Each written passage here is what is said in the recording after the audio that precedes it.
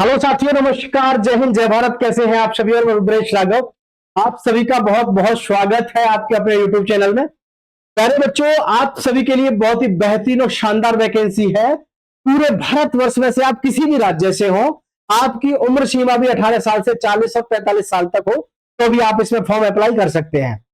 प्यारे साथियों, डीडीए यानी कि जो हमारे Delhi development authority, central government की जॉब है। पूरे भारतवर्ष में कोई भी कहीं से भी फॉर्म अप्लाई कर सकता है। बहुत ही बेहतरीन और शानदार वैकेंसी है जिसका इंतजार साल से साल युवा साथी करते हैं। और कई बार होता क्या है कि इतनी बेहतरीन और शानदार वैकेंसी आ जाती है और आपको पता भी नहीं चलता है। तो प्यारे साथियों, मैं इसलिए आप सभी से कहना चाहूंगा, हर प्रकार की वैकेंसी के नोटिफिकेशन आपको यहां पर मिलता रहता है। भाई, चैनल को सब्सक्राइब करके दोस्तों के साथ शेयर जरूर कर देना। ठीक है, चलिए आज के इस प्यारे से सेशन के बारे में मैं पहले आपको समझा दूं कि डीडीए होता क्या है। अरे साथियों, डीडीए का मतलब होता है दिल्ली डेवलपमेंट अथॉरिटी, यानी कि दिल्ली विकास प्राधिकरण, जिसमें प्यारे साथियों आपके बहुत सारे पद होते हैं, जो आपकी 60 साल की परमानेंट सेंट्रल गवर्नमेंट की जॉब है। इसमें जो मुख्य काम है, जैसे कि आप देखते होंगे दिल्ली के अंदर आपके कोई सरकारी भवन बनते हैं, पार्क होते हैं, पार्क में काम चल रहा होता है, सिक्योरिटी गार्ड होते हैं, माली होते हैं, ठीक है, सफाई कर्मी होते हैं। इन सभी प्रकार की जो देख रेख है वो कौन करता है? डीडीए करता है। और डीडीए जो है फ्लैट्स बना के देता है कर्मचारियों को, सरकारी कर्मचारियों को। तो उस तरीके से इसमें बहुत बड़ी संख्या में बहुत ही अच्छे अच्छे पदों पर भर्ती निकलती है। लेकिन अफसोस है कि बहुत सारे युवा साथियों को पता ही नहीं चलता कि आखिर ये भर्ती कब होती है, इसका सिलेक्शन प्रोसेस क्या होता है। तो प्यारे बच्चों, पूरी जानकारी इसी वीडियो में आपको मिलेगी। आप सभी से कहना चाहूंगा, चैनल को सब्सक्राइब करके दोस्तों के साथ शेयर जरूर कर देना साथियों। ठीक है, आइए शुरू करते हैं इस प्यारे से सेशन को। तो यहां पर सबसे पहले आप देखेंगे, ये है Delhi development authority recruitment cell, Vikas Sadan, INA, new Delhi. और ये जो है आपका रिक्रूटमेंट एडवर्टाइजमेंट नंबर, ये आपका ऑफिशियल नोटिफिकेशन है जो आपके सामने यहां पर दिखा हुआ है साथियों। इसको पढ़ेंगे तो आपको शायद क्लियर दिखाई ना दे, इसलिए सब कुछ आप यहां पर इसके माध्यम से समझने की कोशिश करें। और मैं सभी युवा साथियों को कहना चाहूंगा, अगर आपकी उम्र है इसको फॉर्म को डालने की और आपकी क्वालिफिकेशन भी है बेहतरीन और शानदार पोस्ट के लिए अप्लाई करने की, तो इसमें फॉर्म अप्लाई आपको जरूर करना चाहिए।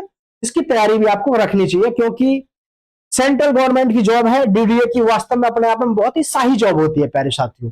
चलिए शुरू करते हैं इस प्यारे से सेशन को। सबसे पहले देखेंगे तो यह है organisation Delhi development authority DDA. जैसा कि मैंने आपसे कहा कि भाई नोटिफिकेशन है 25/5/2025 का नोटिफिकेशन है, जिसे आप यहां देखेंगे। पोस्ट नेम क्या क्या है? असिस्टेंट डायरेक्टर की है, लीगल असिस्टेंट की है, जूनियर इंजीनियर की है, प्रोग्रामर एसओ की है, सर्वेयर है, स्टेनोग्राफर है, मल्टीटास्किंग स्टाफ है और माली है। ये जो आपकी वैकेंसी है, चाहे माली की बात करें या स्टेनोग्राफर की या फिर मल्टीटास्किंग स्टाफ, ये तो रहती है आपकी 10वीं पास, ठीक है, और ये रहती है आपकी 12वीं पास, और ये रहती है प्यारे बच्चों आपकी ग्रेजुएशन लेवल, यानी कि आपने बीए किया है, बीएससी किया है। अलग अलग लेवल से अलग अलग तरीके से इसकी भर्ती होती है। इधर मैं बात करूं, जैसे आपका नायब तहसीलदार है, तो नायब तहसीलदार के लिए प्यारे साथियों आपकी जो है आपके पास में स्नातक होना चाहिए। ठीक है, स्नातक आपका कम से कम होना चाहिए। ठीक है, वैसे तो नायब तहसीलदार के लिए पीसीएस के थ्रू वैकेंसी निकलती है, लेकिन जब भी कभी कोई डिपार्टमेंट वैकेंसी निकालता है तो डायरेक्टली वैकेंसी आपकी आ जाती है। जैसे आपने देखा होगा, फूड इंस्पेक्टर की भर्ती ज्यादातर जो होती है वो लोक सेवा आयोग कराता है, ठीक है, लेकिन कई बार मतलब आप देखते होंगे डिपार्टमेंट की तरफ से भी भर्ती आ जाती है, जैसे फूड विभाग में।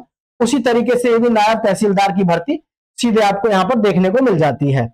जूनियर ट्रांसलेटर की भर्ती है, असिस्टेंट सिक्योरिटी ऑफिसर की है, पटवारी के लिए और अदर पोस्ट जो है इसमें ट्रेडमैन्स वगैरह के लिए, इनकी क्वालिफिकेशन आपके पास में 10th पास होनी चाहिए।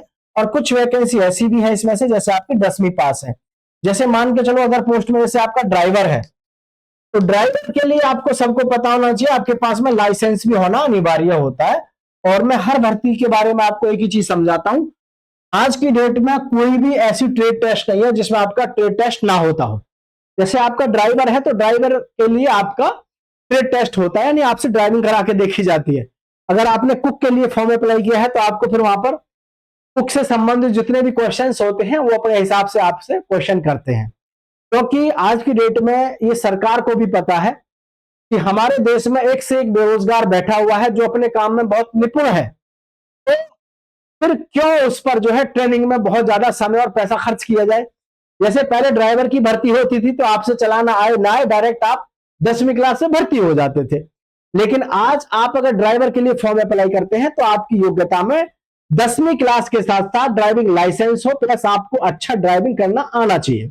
ठीक है, तो ये आपका इस प्रकार से वैकेंसियों का डिटेल रहता है और आगे पूरी जानकारी डिटेल में लेते हैं।